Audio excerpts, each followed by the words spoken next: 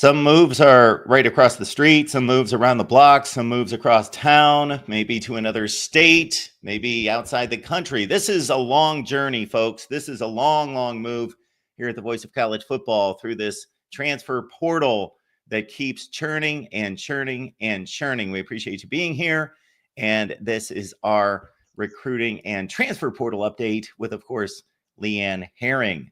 Leanne, what's going on? Not much, like you said, and I don't think you could have summed it up better. Like I said in yesterday's show, we normally don't do weekend editions, kind of giving you guys a break, but there's just too much going on, too much on the moves. Like Mark said, across the street, across the state, a lot of movement that's been going on with some of the top playmakers we've been talking about. Finally finding homes. Obviously, a lot of guys setting up their visits, nearing decisions, and then some teams that are looking to rebuild and reload, and a lot of teams that are also suffering because of the transfer portal. So that's why we're here on Sunday to bring you all the latest. So let's get to it. With some of these players, we become so attached to them, talking about them every day after day after day after day. When they finally find a home, well, that's going to be the last time we talk about them, at least on this show. And one of the main guys that has been at the top of the priority list for all sorts of teams across the country has been Leanne David Gusta, who has now found a home. Yes, indeed he has. And I'm not going to say that I'm a little bit partial, but again, we knew that there was going to be a lot of suitors for David Gusta, of course, when he decided to hit the portal, with fellow Washington State athletes. Washington State athletes themselves, as soon as they hit the portal, have probably been some of the most highest graded, most highly coveted, and David Gusta definitely one of those top defensive linemen. Finding a new place. He just recently visited Lexington, and it seems that Mark Stoops was able to make a ploy, and he's officially committed and going to join Big Blue Nation as a Kentucky Wildcat. Like I said over and over again, I mean, this is a huge get for a defensive line that's definitely looking to continue its strength. Of course, Kentucky's defense was something that was very heralded in the beginning, but of course, in Kentucky fashion, had its issues coming Jekyll and Hyde. But David Woos is definitely going to be a great compliment. He's a forces in the trenches, and it couldn't, like I said, it couldn't come at a better time for the Cats. Mark looking to bolster their defensive front after the loss, obviously, of coveted defensive end Keyshawn Silver. David Wusta, when you look at his film, obviously his size, versatility, his athletic ability and experience is definitely much welcome down in Lexington. Like I said, one of the things that really stands out to me, because this portal process obviously goes so quickly, we don't always have time to watch the film. But again, David Wusta is a guy we've been talking about from the jump. As soon as we hit the portal, we knew that he was going to be an asset wherever he goes. But I think really what stands out to me, and definitely what probably stood out to Mark Stoops and his defensive staff, was his ability to stop the run. And he's really great in getting into the interior pressure on opposing QBs. So definitely much welcome in the SEC. Like we say, defense definitely wins championships. Defensive line and winning games in the trenches have definitely been vital component. And Mark Stoops is looking to reload, and he's definitely done it with David Gusta and the addition to as a Kentucky Wildcat. The narrative there at Kentucky is obviously the amazing job that Mark Stoops did initially there in Lexington after decades of, cellar dweller play and status in the SEC. Yeah.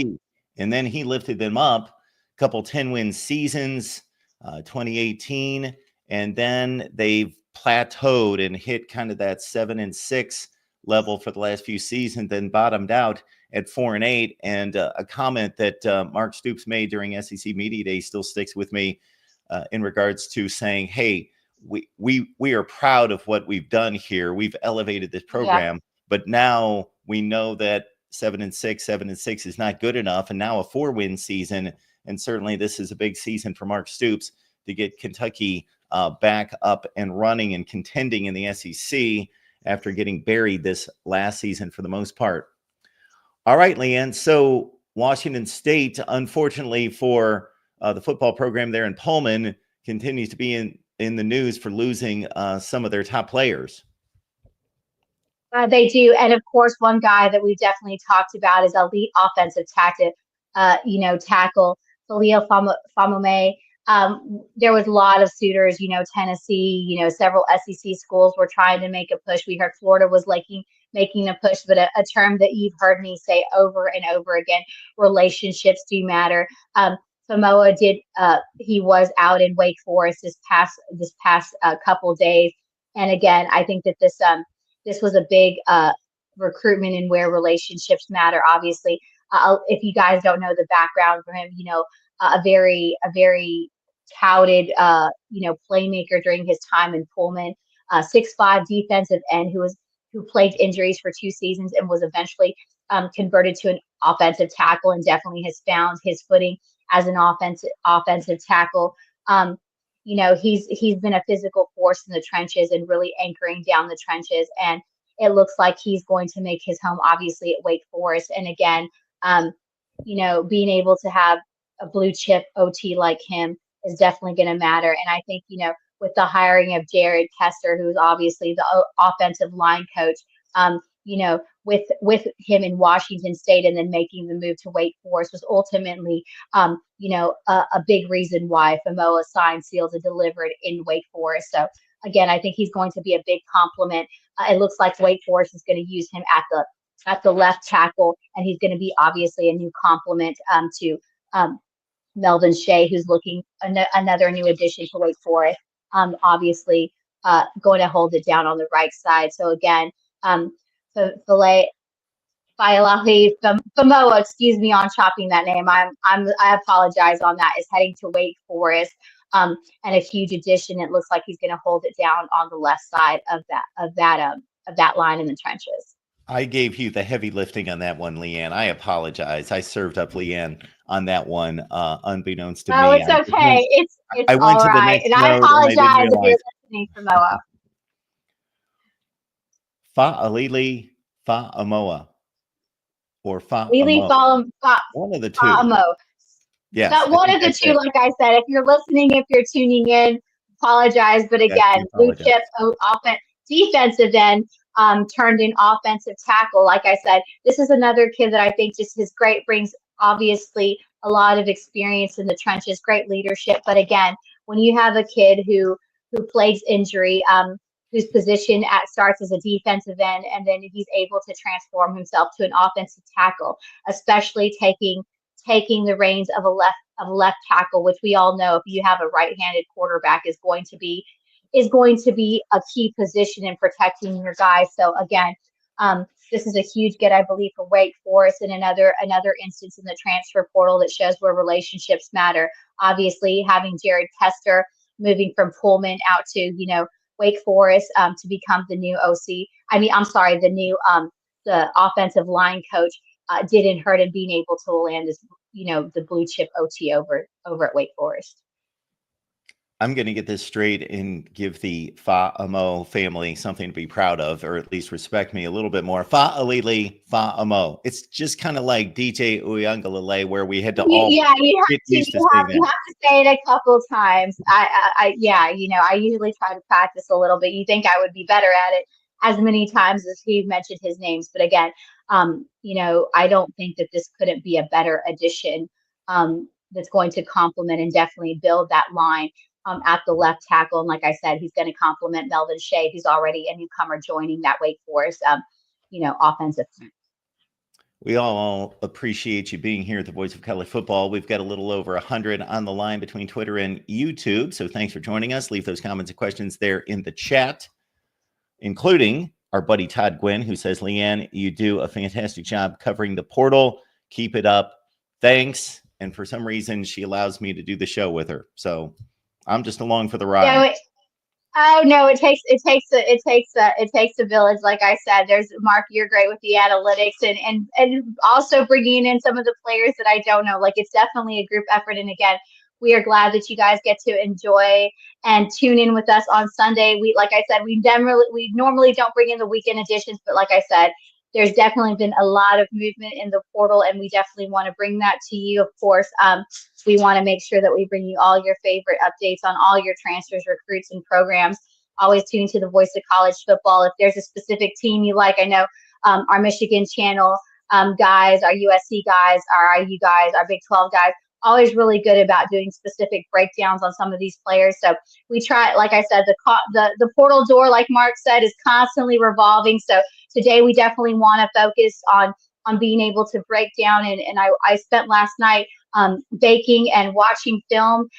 So that was definitely a combination. I felt like I was back in college, baking for the football team, and then reeling in that film breakdown, so we could bring you some analysis and definitely some more on some of these players. Like I said, with the transfer portal moving so swiftly, we often don't get a lot of time to sit down and watch these players. And for some of these guys, there's not a lot on film on them, because despite them being 4 stars, we've talked about, Mark, coming into this, they've stopped a lot of places, or they've been plagued by injuries. So we try to do our best to bring you a little bit of kind of their background. So this is kind of what the Sunday show has been focused on. What are the baking specialties? I like to make all sorts of things. I love definitely to make cookies and cupcakes and brownies.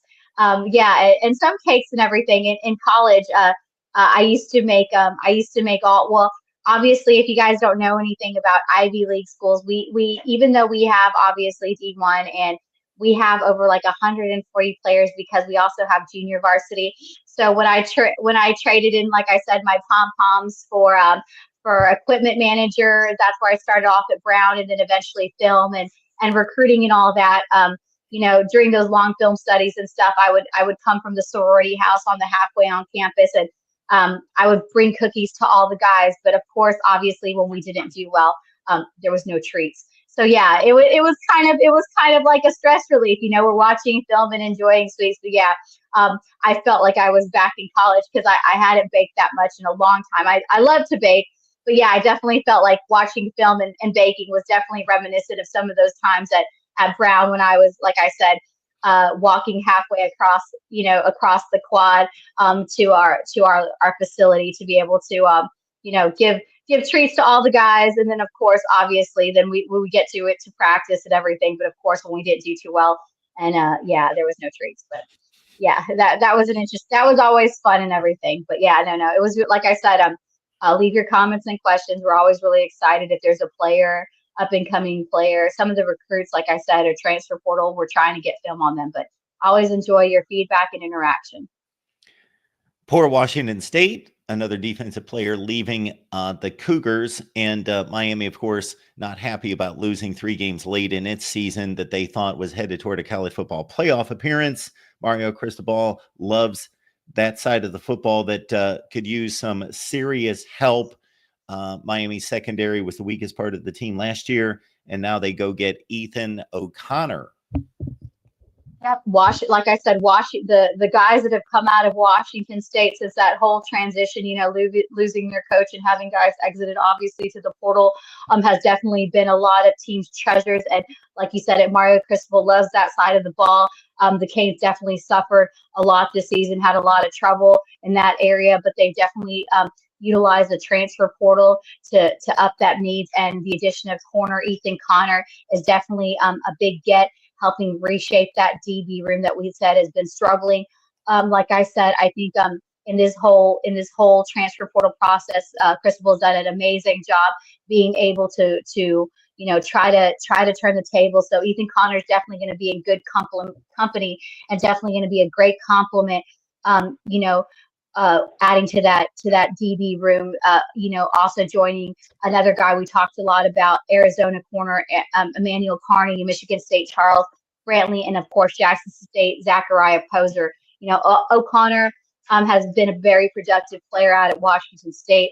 This past season, 4 interceptions, 8 pass breakups, 32 tackles. Just watching his film from last night, what I've kind of seen, what I really like about it is he's a DB who really uses his physicality to his advantage. He's exceptionally smooth when it comes to coverage. I mean, when you talk about stuck on glue, when he sees and he hones in his ability to read and be smooth when it comes to transition and covers it exceptionally great.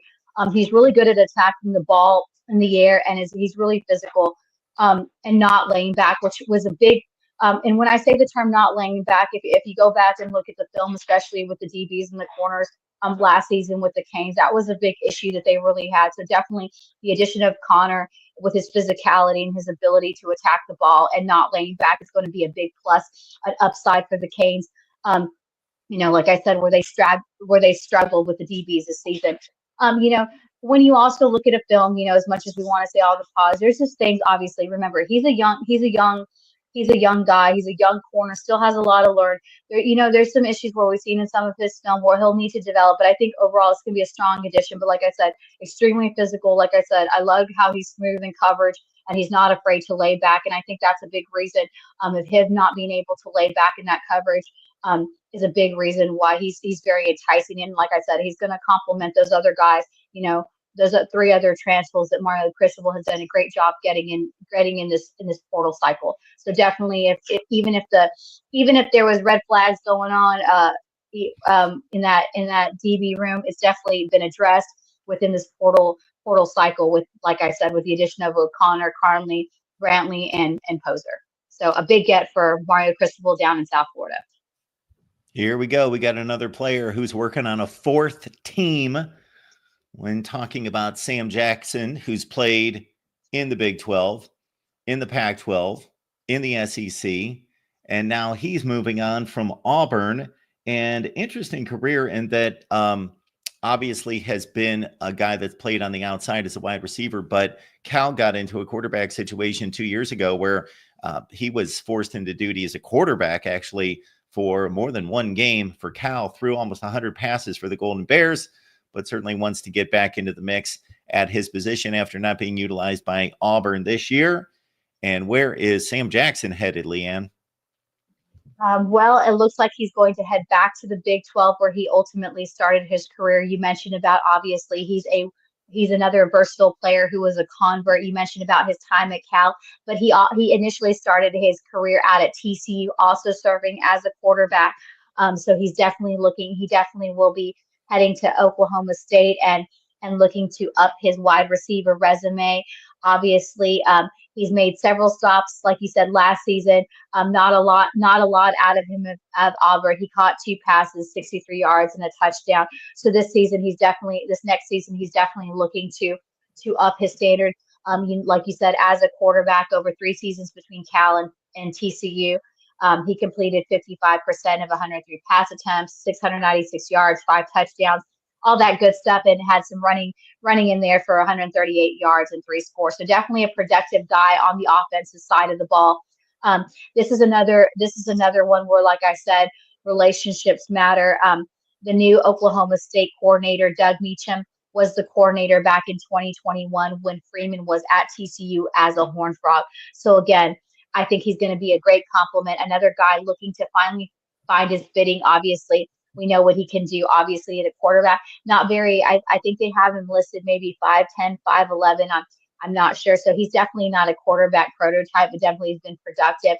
Not your typical wide receiver, but again, very swifty. Has a lot of versatility as far as being able to read the field, obviously with his experience at quarterback for 3 seasons, in different programs. And obviously, looking to up his resume from Auburn. And I think he'll make a nice compliment to fellow transfer from Purdue, Shamar Rigby, Oklahoma State, looking to fire up that their receiving corps, and try to build up a better run, heading into the season in the Big 12. All right. So that's the word on Sam Jackson back in the Big 12 to his 4th team. Washington defensive back Jordan Shaw is moving on to the SEC. Yep, he is. It looks like Mike Elko is scoring big again, looking to not only build on one side of the ball, he's definitely taking his opportunity to build on every side of the ball. Like you said, after just 1 season where he saw action in 13 games with the Huskies, 37 tackles, 4 tackles for loss, 6 PBUs. He was in Bloomington before that in 2023, saw action in 4 games. This was a guy who was originally committed to Arizona, but he ended up at Washington, another relationship matters kind of situation, following Jed Fish, obviously, to Washington. What I really like about him, he's got a really diverse skill set when you take a look at his film. And I think that the Aggies are looking to use him because I think, obviously, in his experience, that the Aggies will either use him at a corner or nickel position. So these are kind of good pickups from the portal guys that that it can accelerate and excel at multiple types of positions. And definitely the Aggies could use this to bolster their defensive and secondary, obviously. So I think this is an excellent pickup. Definitely a lot more. It'll be interesting to see how Jordan Shaw, finally shapes out after his stop, his two stops in Indiana and Washington. Definitely looking to step things up and hopefully make a splash in the SEC. Regardless of where Tyler Morris eventually ends up throughout his college football career, Michigan fans will remember that when they needed a score at the Rose Bowl against Alabama when they went on to win a national championship, it was Tyler Morris across the middle, turned the corner, and electrified Michigan fans and a Rose Bowl audience and scored a huge monumental touchdown for Michigan in the Rose Bowl. And this is a guy that we discussed here many times, actually, on our Michigan shows and in my conversations with Steve Dace on Michigan podcast, because he's a classic example of a guy who was highly touted, had some injury issues in the offseason, got buried on the depth chart. So then he was kind of lost during the regular season because he was working back from injuries, and they just had plenty of wide receivers at Michigan holding down that position. But once they got past the regular season and there were 3 or 4 weeks of bowl prep, he showed himself, showed that he could contribute, got healthy, moved himself back into the lineup, got those opportunities in Michigan's national championship run. And he is moving on, though, Leanne, and staying in the Big Ten. Yeah, this was really surprising for me. Like you said, even though a guy that's plagued injuries kind of got lost in the depth chart, he's definitely was someone who was an impact player once he arrived at Michigan. Definitely this 2024 season, like you said, was definitely a career high numbers for him. Saw action 11 games, 23 receptions, 248 yards, 2 touchdowns. Also did, had a lot of action in the, special teams with 5 punt returns for 38 yards. But it looks like he's not going to be moving too far in the Big Ten. He's going to be heading to Bloomington as an Indiana Hoosier. I think this is also, the Hoosiers have definitely been looking to fill the void after losing, Miles Price and Keyshawn Williams, who have exhausted their eligibility. So definitely, this is a tough one for Michigan, no doubt, despite what they have coming in and what they have returning, because like you said, another productive player who definitely has had his moments and sits with injury, but anytime, like you said, in key moments, especially in this 2024 season, as of late, he really had just a career monument, and definitely the Wolverines are going to hate to see him go. But again, I think this is an excellent pickup for the Hoosiers. Not only is he going to bring, versatility, he's definitely going to bring athleticism, productivity, also, experience playing within the conference. But again, like I said, it's going to help fill the void of 2 of the Hoosiers' top receivers in Miles Price and Keyshawn Williams, like I said, who have exhausted their eligibility. So again, a great pickup for the Hoosiers, a tough one for the Wolverines. But so the story goes with the transfer portal.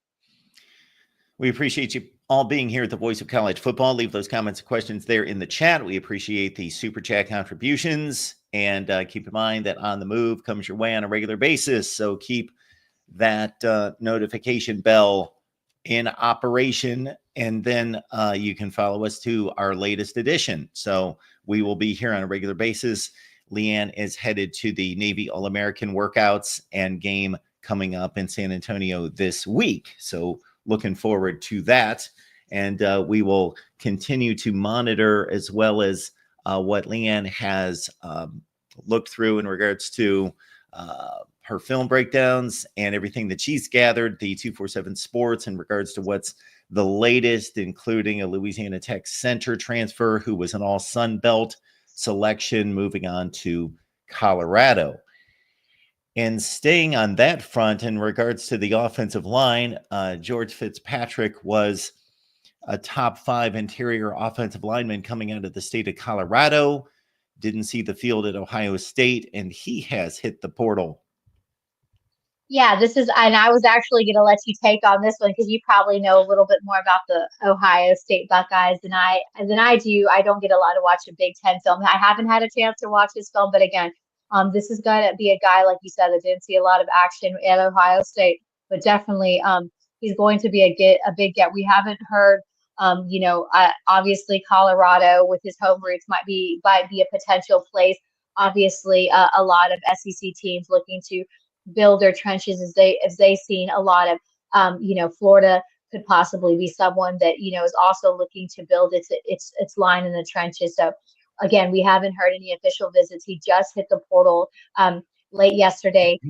George Fitzpatrick, former four-star, obviously out of Colorado, former Buckeye, like you said, didn't see much action. Is on the move and looking for a new home. I don't recall the player, but I saw a tweet either late last night or early this morning from one of the Ole Miss players, basically just talking about what Lane Kiffin has rolling there at Ole Miss with back-to-back 10-win seasons, and then Lane responded by saying, "Build it, and they will come." And there is going to be transition everywhere, so everyone's gaining and losing players. It's just I guess is key as to who you're losing, who you're gaining, and what the fit is for your particular needs and program. Right now, Ole Miss is going to be without a couple of young players that at what point they had some high hopes for. These were two players, definitely, we hate to see them go. Two top in-state recruits in Nareel White, obviously true freshman, saw limited action, and obviously sophomore Aiden Williams kind of came as a surprise. He was a kid that we're looking to definitely had some action in these, sporadically throughout the season, but he was definitely one that we were all excited to look at heading into this 2025 season, really thinking that he could be a top contributor, but obviously, again, we know that in this time of the season, one of the most difficult things is when you are, getting new athletes from the transfer portal, which Ole Miss has done at the wide receiver. Obviously, getting Stribley, the addition of Caleb Odom, and the Wake Forest wide receiver as well. Definitely top guys that have been heavily coveted through the transfer portal. It's going to be a tough, as much as you want depth at the wide receiver, it's going to be a tough sell to keep young guys like Nareel White and Aiden Williams who have coming out of high school, highly touted recruits, have had some action, and definitely we're looking to be sparks in this Ole Miss offense that definitely has been known to be electric.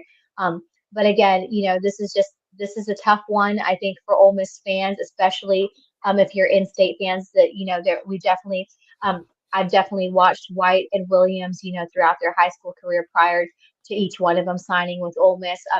Very young guys who I think have a bright future ahead. So again, we haven't heard as to where potential suitors. Obviously, Nareel White, LSU looked to be calling. They were very much in the battle between obviously White before he reconsidered and initially recommitted to Ole Miss and then eventually signed. And Aiden Williams, definitely another spectacular kid that I think has a lot of upside and potential. Both are extremely gifted route runners. I think, again, they're just looking for a place like many of these guys that we see, as much as they want to stay in their home state and throw down and represent, as they like to say, for the state of Mississippi. They're also looking to be able to build their film and also be able to get an opportunity where they can really get ahead of the roster. And I think with the additions of Caleb Odom, Stribling and some other guys that Lane Kiffin and his offensive staff have added during the portal as far as the wide receiver room, make it kind of difficult for some of these guys to want to stay. We are pushing 300 on the line between Twitter and YouTube. We appreciate you being here at the Voice of College Football. If you're joining us on Twitter, that's awesome. But if you join us on YouTube, you can comment and interact in the chat section. So just keep that in mind right here at the Voice of College Football. So here's the deal. This is our show that we put together several weeks ago on the move. And with the intent of keeping all of you updated on recruiting, we added the transfer portal. And obviously that's what's at the heart of college football right now in terms of player acquisition. And we're still working out exactly when we're going to be here, whether that's going to be every day or once a week or with updates. And so we appreciate you staying with us, but we will get that ironed out. And that's why it's important, folks, just to subscribe and hit the bell for the notifications. And that way, every time we go live, you get a notification and you can be here with us. All right. Before we get to the next one on Leanne's list, this one caught my attention, and this is another player out of Texas A&M that Leanne and I highlighted the other day, and Noah Thomas, wide receiver, who had a big day at the Las Vegas Bowl against USC. 8 touchdowns, 39 catches. He is visiting Georgia, and if you kept up with the Georgia Bulldogs wide receiver core this year, surprisingly, they could use some help. They led the nation in dropped passes. Noah Thomas, an excellent possibility for Kirby Smart. As you can see, I'm grinning from ear to ear. This is a kid that I've watched. Obviously, we were hoping that we would get him to Ole Miss before he signed with A&M. This is a kid out of Clear Springs, Texas, that I've been watching for a long, long time. So I knew the minute that he hit the portal, along with another kid, that a tight end, Donovan Green, that you heard me mention a couple shows ago.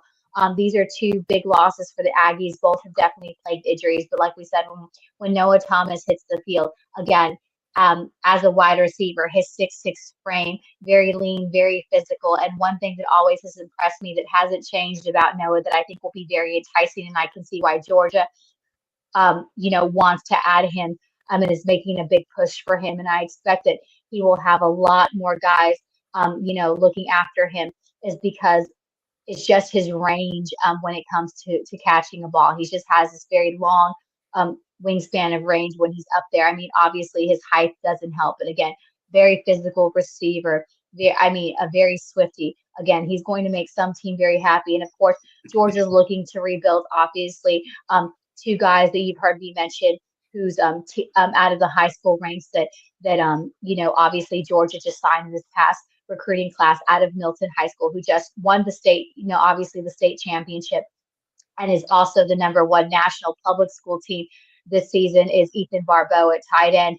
And then obviously CJ Wiley, looking to help bolster this young. So definitely Kirby Smart might be looking to some young guys mixed with the complement of a leadership and talented wide receiver in Noah Thomas. So really excited about this get. Like I said, whatever school's landing him, I think Ole Miss would be a great fit for him. But I expect that Georgia's definitely going to make a push.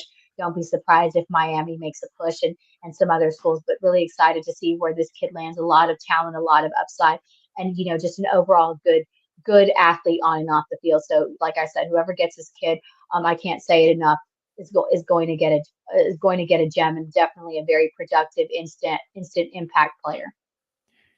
We've talked about the challenges facing Kalen DeBoer coming off a 4-loss season, Alabama's worst since a guy named Nick Saban, his first season. So Alabama fans, look back to history, maybe give a bit of a break to Kalen DeBoer, because Nick Saban's first year was 7-6. Now, Kalen DeBoer obviously inherited a Nick Saban program versus Nick Saban and what he inherited, but Kalen DeBoer has obviously proven himself elsewhere. But we'll have some challenges. And this is a big one right here, Leanne, because this is not only a top prospect, and I certainly followed this guy's recruitment, Elijah Pritchett, back a few seasons ago, but we're talking about a guy that has stepped on the field at the SEC level and proven to be one of the best in the business as a multiple trophy watch list guy that has gained all SEC status, but he's moving on.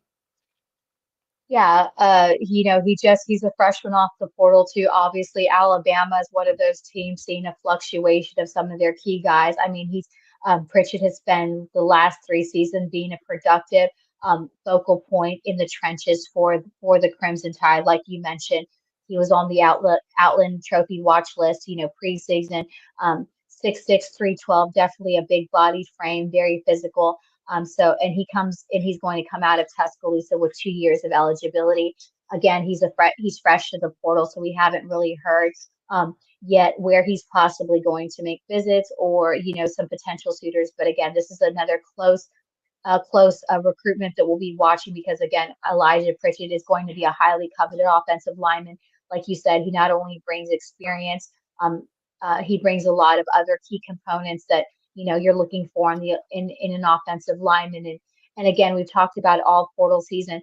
The offensive and defensive linemen have really been the high stakes players and being very valuable this season around as far as NIL. So expect Pritchett to go very high on the board, as we see some of the top offensive linemen like Famoa obviously going to Wake Forest, and defensive lineman David Gusta. So again, a very top elite blue chip potential in Pritchett wherever he goes next. Like I said, as soon as we get the update, and I'm able to watch some more film, definitely he's going to be a key player wherever he goes next, but definitely an asset to his next team after 3 seasons with the Tide. He's on the move.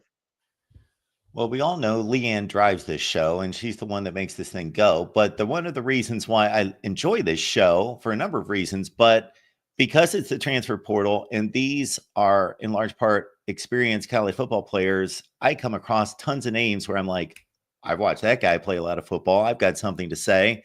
And here's another one, Jalen Catalon, who I'm most familiar with playing safety at Arkansas, where he was an all SEC performer, ball hawk, all over the place, excellent player, also played at Texas, latest stop UNLV, 96 tackles at UNLV, 5 interceptions. That is a ton for a safety, not necessarily a good indication for your defense, depending on what style of defense and what scheme you're playing, that the safety mops up 96 tackles. But man, Jalen Catalon is going to be an excellent addition for what's expected to be the Missouri Tigers and Eli Drinkwitz.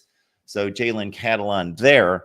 Also picking up a key commit here appears to be Robbie Ashford going to Wake Forest. Now, Robbie Ashford, baseball player, also vied for the Auburn starting quarterback position a few years ago, got some time at quarterback, never fully was the starter there, moved on and became Lenora Sellers' backup at South Carolina and led what would have been an overtime forcing drive late in the game in relief of Sellers against LSU, but they missed the field goal at the end of regulation. But Robbie Ashford moving on to Wake Forest, and Wake Forest has certainly not been the same at quarterback since Sam Hartman moved on to Notre Dame with Mitch Griffiths and some other quarterbacks who have been a bit substandard. So Robbie Ashford, Auburn, South Carolina, now on to Wake Forest, where he will probably be the starting quarterback. And then again, this one really catches my eye. Jalen Catalon, who's been at Arkansas most prominently as an all-SEC safety, but had that enormous season at UNLV as the Running Rebels almost made the college football playoffs, is moving on to apparently making a deal with Missouri. Okay, Leanne, we've got four-star Maryland offensive tackle Marcus Dumerville moving on. He is heading back to the SEC. For those of you, his name might sound familiar, who follow the SEC, especially the Bayou Bengals. He was formerly started off his career at LSU, then eventually transitioned to Maryland. But now he's heading back to the SEC. Is he going to be a Razorback? He was set to make some visits some other places, but he spent the last couple of days, Friday and Saturday, out in Fayetteville. And like they say, when you know, you know. And he kind of expressed that he felt like it was an opportunity for him to come and compete under Sam Pittman. And he really enjoyed what they're doing down in Arkansas, playing, develop, and have the opportunity to kind of stand aside with top-notch talent. So again, not a highly top offensive grade, but again, with a lot of potential. His pro football focus offensive grade was roughly like 50.9. Graded 48.9 in pass block and then 49.3 in run block, and saw over the 279 snaps that he saw down in Maryland. Again, looking to, has had stops, definitely experience. He's going to bring experience, leadership, but again, another offensive tackle looking to finally make his final run, his final curtain call, as I like to say, one that counts. And it looks like he's found his home down in Arkansas with Sam Pittman and the Arkansas Razorbacks. Absolutely. And Leanne, here's another name that's come up several times in the last week as we've rolled on with these shows. And I know you are tracking the progress of Traylon Ray and where the West Virginia wide receiver might be headed. Well, it looks like we don't know exact dates, but it looks like former West Virginia wide receiver Traylon Ray is going to take in the SIP, and he's planning to visit Ole Miss and Mississippi State. You can see his numbers up there. Marcus pulls up. I haven't had an opportunity to watch his film, but again, He's looking to maybe bolster either Jeff Lebby or Lane Kiffin's offenses. Of course, we know that Jeff Lebby, former offensive coordinator, now head coach over at Mississippi State, definitely looking to rebuild. They've definitely utilized the transfer portal and used that NIL to their advantage to get some key players. Obviously, they've already inked some guys, and one that I'm going to have to mention here, Fluff Bothwell, definitely going down to Mississippi State. The question is, can they continue to have that momentum? So again, West Virginia wide receiver Traylon Ray looking to take in the SIP, visiting Oxford and Starkville here in the next few days. It's time for some rumblings, folks. And here we get to this part of the show of what is out there and what could happen. And one of those involves the number one JUCO running back in the nation. Yep, the number one JUCO running back, Wayman Jordan, is definitely narrowing down. We haven't talked a lot about much about him. Of course, he's out of Hutchinson Community College out in Kansas. For a lot of you who don't follow sports, Hutchinson is one of those places, despite its location, despite being a community college, is really known for shelling out some top athletes and really developing athletes that make it big in the JUCO level. And definitely Wayman Jordan looking to make his splash. He's set to make his announcement at 4 p.m. Central today. Of course, Ole Miss is one of his top finalists. However, he has yet to visit Ole Miss. Some of the other guys in the mix are USC, UNC, and Mississippi State. While I don't believe that Ole Miss is still looking to add to its running back room, I don't have 100% confidence that it's going to be from the number one JUCO, Wayman Jordan. I think that UNC and Mississippi State seem to be the strong guys in the running, simply because he's already been there. And we, of course, know Bill Belichick over at UNC looking to find depth in running back, and obviously Mississippi State looking to really revamp. Now, it could ultimately be UNC because, like I said, is there room for Fluff and is there room for Wayman Jordan in the same backfield at Mississippi State? Of course, you would want 2-star players like that. But again, in these cases with these top running backs, even at the JUCO level, they're looking for a place where they can start and make an impact. So again, Wayman Jordan will make his decision later today, live between Ole Miss, USC, UNC, and Mississippi State. Some of the things, just watching his film, briefly, Mark, that really stand out. There's not a lot of film on him. This kid has probably won every award this past season on the JUCO circuit, from Offensive Player of the Year, from National JUCO Player of the Year. I mean, he jumps off, like I said, what limited film he's had. Obviously, he led Hutchinson to a national title this season. He's really quick and he's light on his feet, everything you want in a running back. He really hits the hole extremely fast. He beats the run with the edge, and he carries his size very well. Like I said, he's definitely going to be a depth guy, a depth piece for sure. But again, whether it's Ole Miss, USC, or UNC, or Mississippi State, I'm kind of leaning toward UNC to land him today. But again, we all know that anything can happen in these type of recruitments. When it comes down to the portal, they're down to the wire. So it'll be we'll definitely keep you updated tomorrow or Tuesday when we do the full show, where who's going to land the number one running back, Wayman Jordan, from the JUCO circuit. Most of the Florida State demise, going from 12-0 to 2-10 this past season, had to do with one of the worst offensive showings in college football, but they also declined significantly on defense. They're looking to bulk up there. We see this coming down the line. Jason Jenkins, who in particular had a nice game against Oklahoma with a couple tackles for loss and a sack, is moving from Tennessee to Florida State. All right, Isaiah Nair, of course, Leanne, we've talked much about him. Had a cup of coffee at Texas after an All-Mountain West Conference season at Wyoming. Recently at Nebraska, had a decent season there with the Huskers, was entering the portal. All reports were that he was headed to Louisville to play for Jeff Brom, but that's not necessarily the case.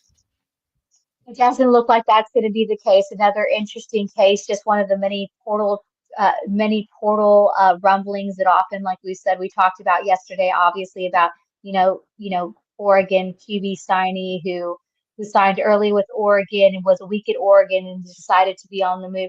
Another unique situation with was Isaiah Neighbor. It seemed like all all green lights were going. He was going to be heading to Flyville to be under Jeff Brom in his receiving core, and he even signed with Louisville and Jeff Brom this past Wednesday, but it looks like the paperwork has been retracted. He decided to withdraw his name for the portal. So now what the question remains that we're trying to work on getting a little bit of update. He's definitely withdrawn his commitment for Louisville and his paperwork. But the question that we're trying to figure out right now is Nair going to remain at Nebraska, or is he going to head to the NFL? So those are the two big lingering questions on one of the top wide receivers to come out of Nebraska. Like I said, seemed all green lights that he was going to be joining Jeff Brom, in Flyville to help bolster that offense. Has definitely been on the move this season. Jeff Brom's definitely done an excellent job trying to bolster his offense. Obviously, adding Moss Miller and some other key components to that receiving core. Unfortunately, it will not be Isaiah Nair down in Flyville to help bolster that. And we're waiting to see whether he will remain a Husker or whether he's going to go ahead and declare for the NFL.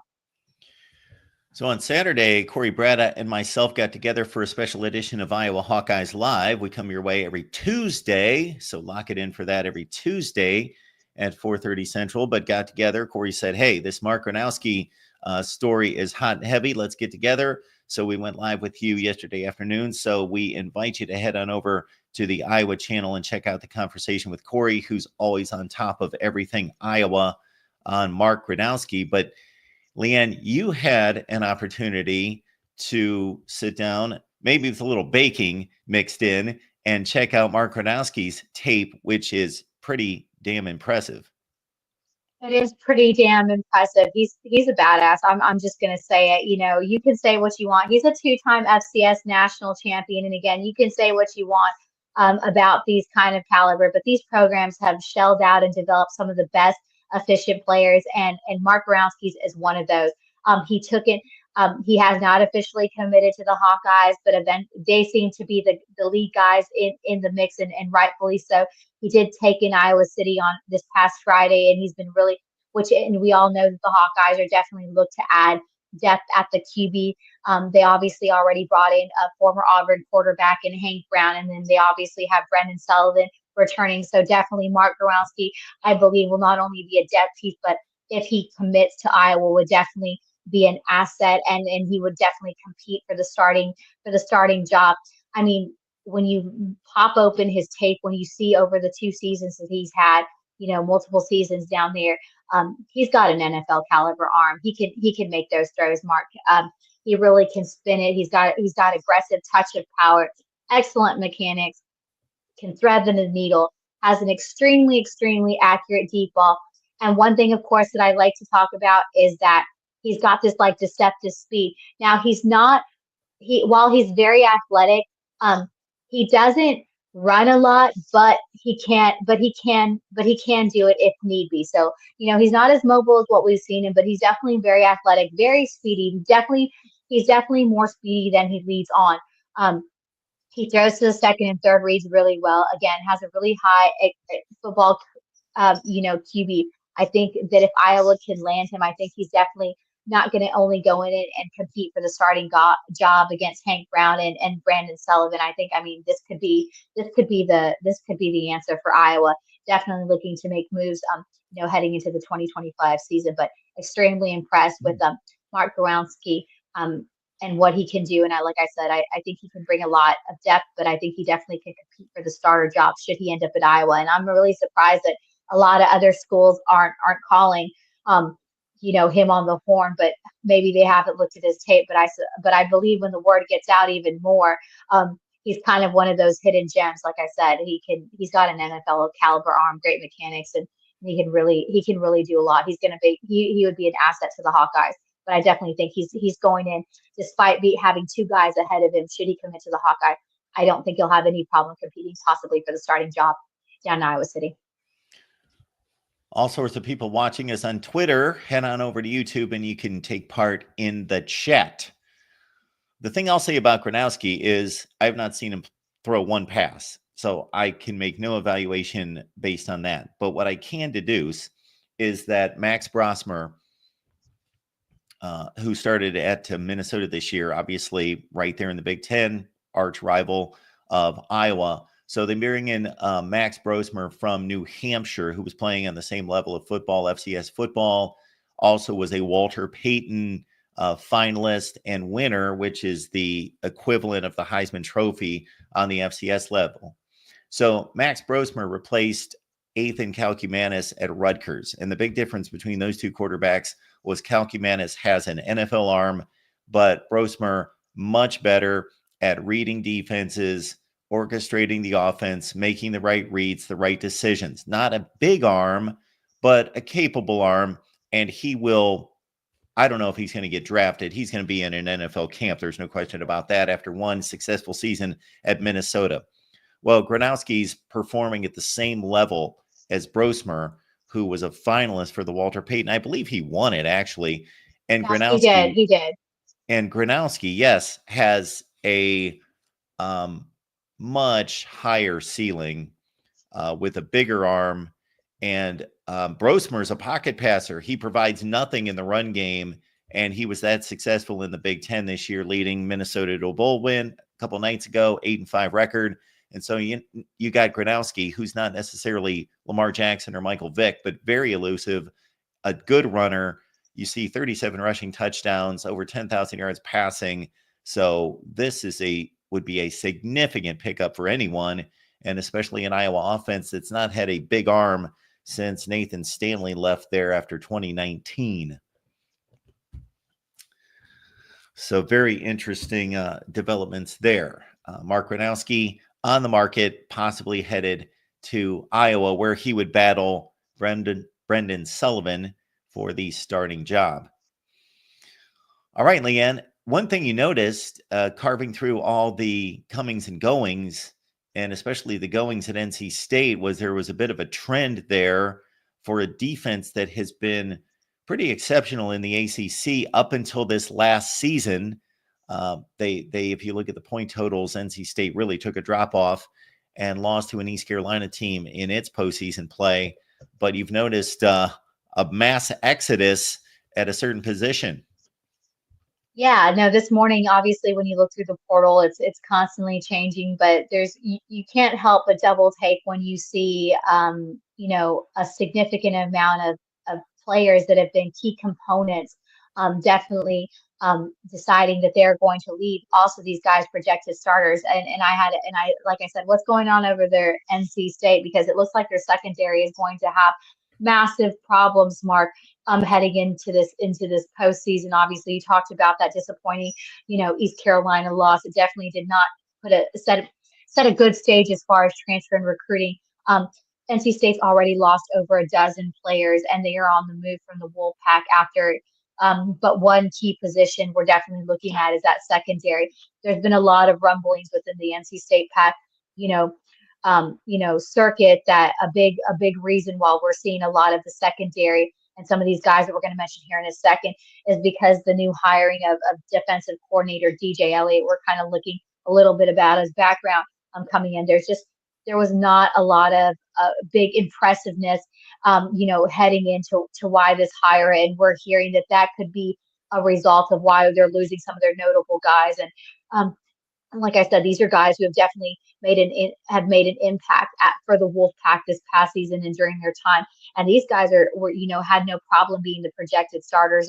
And some of those guys that we're talking about that we noticed this morning, four really big losses that we saw for NC State as far as the secondary were the two safeties, Bishop Fitzgerald, Devin Boykin, Nicholas Tamarius Cooley, and corner, and another corner as well. So again, this is going to be a tough void to fill, whatever the reason is, whether it's because they brought in this defensive coordinator, which doesn't seem to be the very popular kind of vote.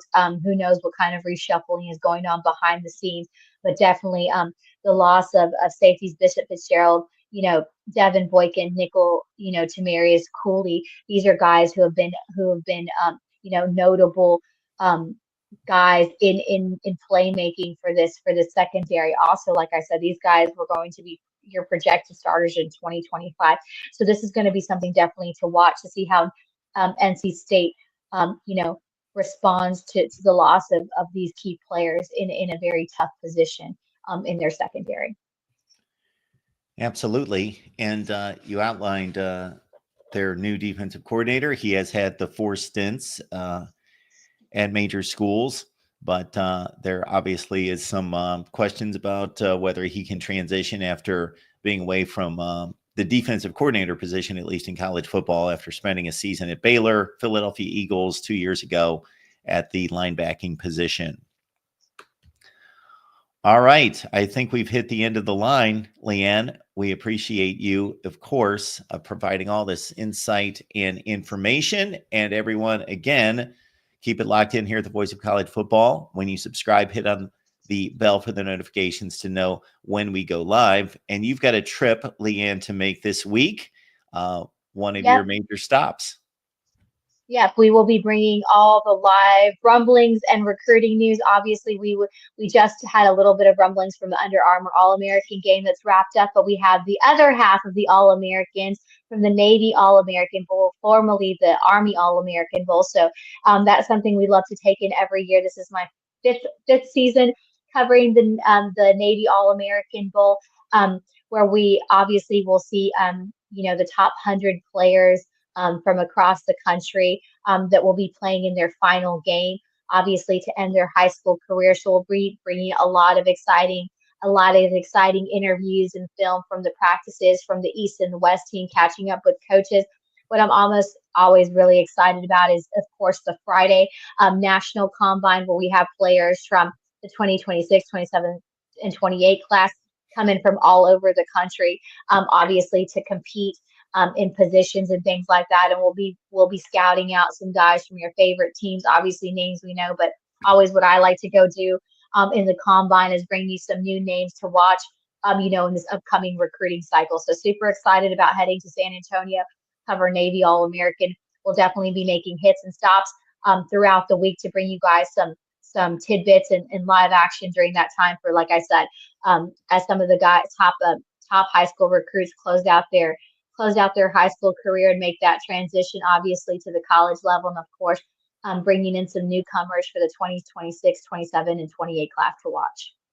Our College Football After Dark show is tonight at 10:30 Eastern Time. I have no part in that. You don't have to deal with me. What basically that is as a member here, either on Patreon or on YouTube, you are the panel. So if you are a member here at the Voice of College Football, you get to jump on the panel and discuss college football as long as you want to every Sunday night, 10:30 Eastern Time, with Exploring with Ben, Jackson Johnson, the whole crew, talking college football with you. But just want to make it clear that if you're a member, you have every right to jump on, and you have a free invite, a free link to jump on and be a panelist during the College Football After Dark show every Sunday night. Follow Leanne. That's the follow you should make. That should be the next one on your list. There it is right there. You see her Twitter/X handle, and follow her for all things Ole Miss, SEC, recruiting, high school, transfer portal, betting, and more with Leanne. Maybe some baking too. I don't know. All right. Maybe, yeah, no baking this time. But yeah, again, like I said, thank you guys for joining us on the Sunday edition of On the Move. Like I said, I was telling Mark before the show, thank you guys for all the views and everything. Like I said, we kind of just put this out of the whim. We initially started this as a recruiting show, but of course, the transfer portal has been the bread and butter. So thank you guys for interacting and catching our show. Again, leave comments and questions. We always love to interact on any recruits. Tune into all our Voice of College Football channels. A lot of our guys, like we said at the top of the show, making specific breakdowns on new commitments and recruits. So we're really excited. A lot of new things coming from the spring, but excited to bring you some action from the Navy All-American Bowl week, and of course keep you updated on all the transfers on the move this upcoming week.